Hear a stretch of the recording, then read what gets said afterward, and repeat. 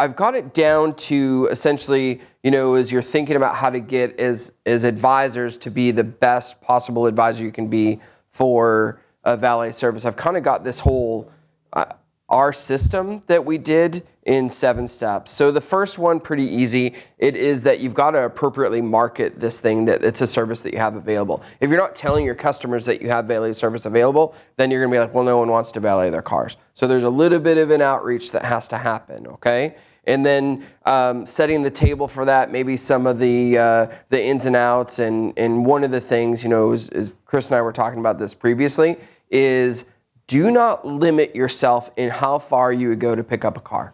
Do not look at it as the one-off. Look at it as the long game.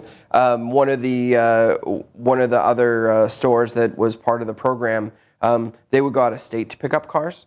Yeah, we'd go to Indiana. Yeah, and I think that's brilliant. They also went to Wisconsin. Yeah. So essentially, like all the neighboring states, think about that, like that they're so progressive that they would go anywhere basically to pick up a vehicle, which is cool. So the first thing is you got to let everyone know that you have that service. But we didn't start that way though. You start small and then you kind of go out. Yeah, but you gain a lot of confidence when you start to see the results. That's right.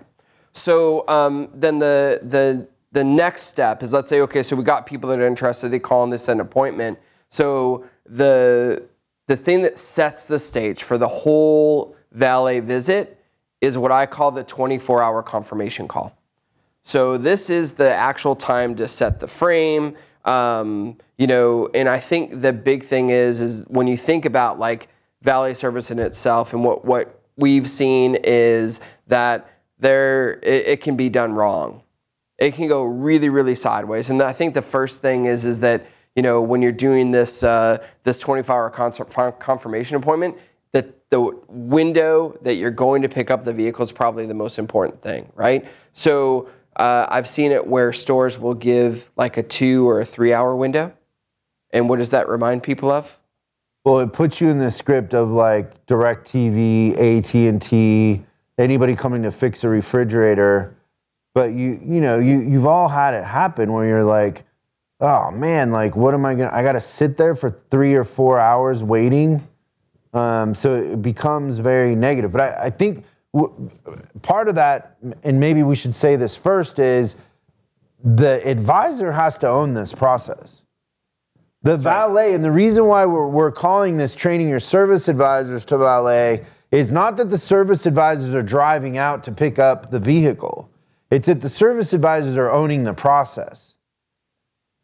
Yeah. So with that being said, you will find on your service drive that you'll have champions that are great at valet service. So that kind of leads me into where the advisor comes into this. So the first thing is that, part of this whole deal is if you have a system and a process and you do the same thing every time, all the way through, every time you do a valet, your advisors get really, really good at it. And how it worked for me was I had one main advisor and then one backup advisor. They both had the certain qualities that you're looking for with somebody that does valet. One is the total ownership that Chris is talking about, like they owned it from start to finish. And the second is they were really, really good on the phone and with communication.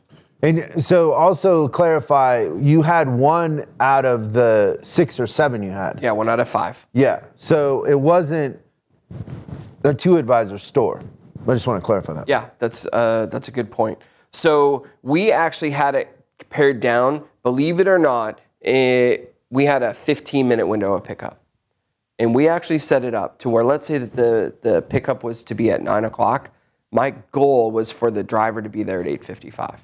I had no problem with them having to wait around for a little bit. But if you start the visit off with exceeding expectations, the sky's the limit. So during this, after we get to the point we're on our way, step number 3 is you do a we're on our way call. This is done strictly by the advisor, and this is the part where the advisor picks up the ball and runs with it. And really the main thing is that the advisor is the main point of communication. The valet driver is there to do 2 things. One is just to pick up the vehicle, drop off a loaner was the way that we usually did it. And then the other thing is you would want a valet to do some sort of a walk around in front of the customer. So damage check. Yeah, so it's just a check on around, and it makes it look really professional, and to the customer it says we've got a system. So on that we're on our way call, there's a few things that you want to do. The first is you want to connect with the customer on a deeper level because you don't have them sitting in front of you. It's harder to connect, when you're just doing it verbally versus having a customer sit in front of you.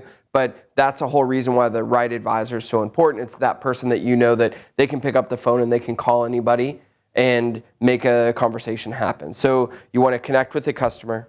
You want to discuss the reason they're bringing the vehicle in. Okay, so it's always just like if I was writing a ticket as a customer came in, whatever the appointment said, I always confirmed that and elaborated if needed and everything like that. And then the next thing you want to do after confirming the primary concern, you want to discuss preventative maintenance.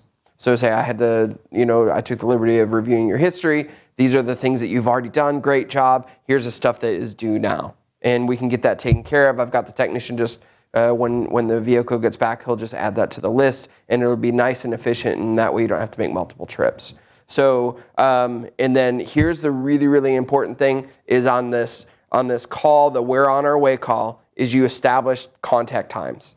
So at this point you say, okay, so your driver's going to get there at 9 a.m. The vehicle will be back here at 9:30. We'll get it into the shop. Your first contact for me is going to be at 11 a.m. And would you like that contact via email, via text, and via phone call? So you always want to establish that method of contact, but you do that before the car is even there. So they already know when they're going to get their next thing.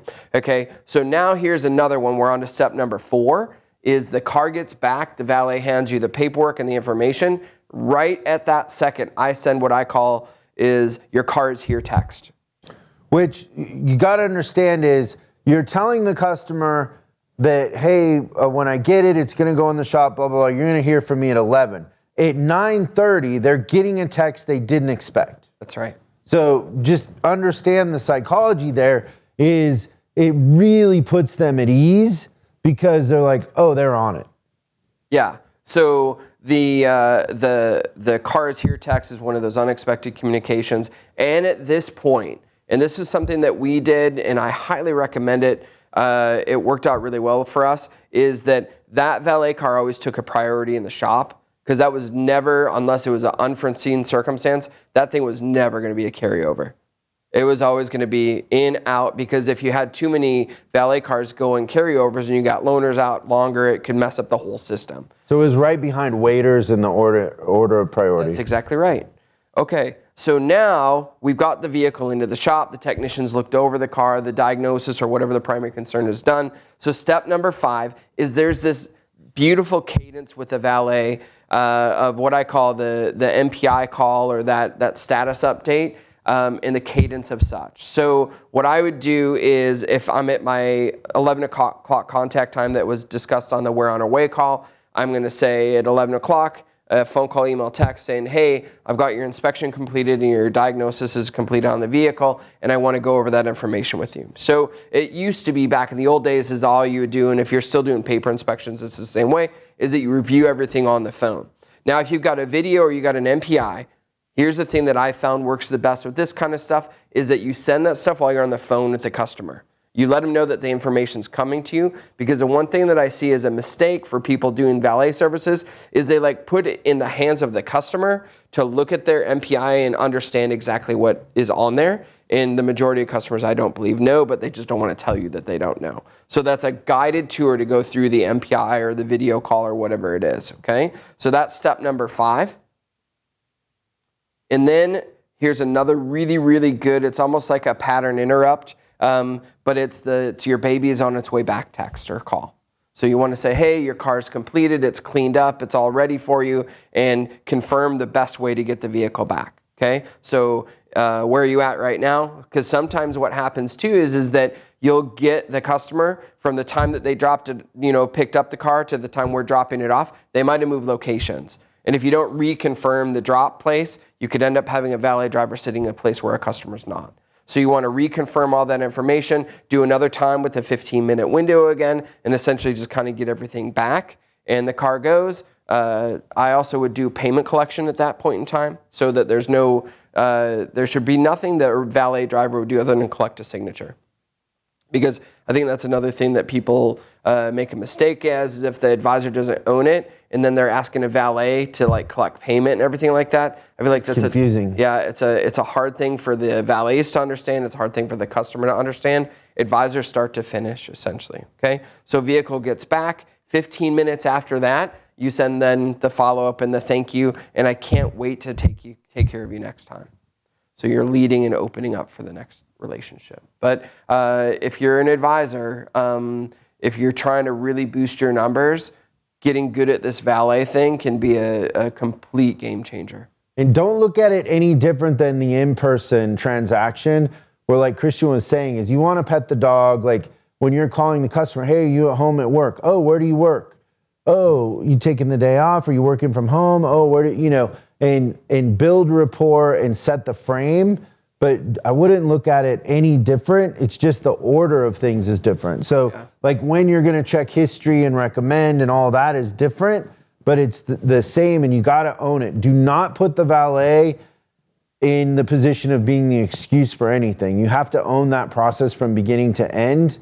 And just like when I was an advisor, I wouldn't want anybody else writing my customers. I wouldn't want the valets talking about pricing, anything specific whatsoever. That would be me, because the customer is going to get confused, and then I run the risk of them being unhappy because they did not understand things the way they actually were. So, own that process as an advisor and frame it, over communicate. It's a great list. Thanks so much for watching this clip of Service Driver Revolution. We're uploading new stuff every day, so make sure you subscribe and click the bell icon so you don't miss out. If you have a question you'd like us to answer on the show, call 8333-ASK-SDR and we'll answer your question on the show. That's 8333-ASK-SDR. For special deals on our books and training, head over to offers.chriscollinsinc.com. Now that's offers.chriscollinsinc.com. I'm Chris Collins, and I'll see you in the next video.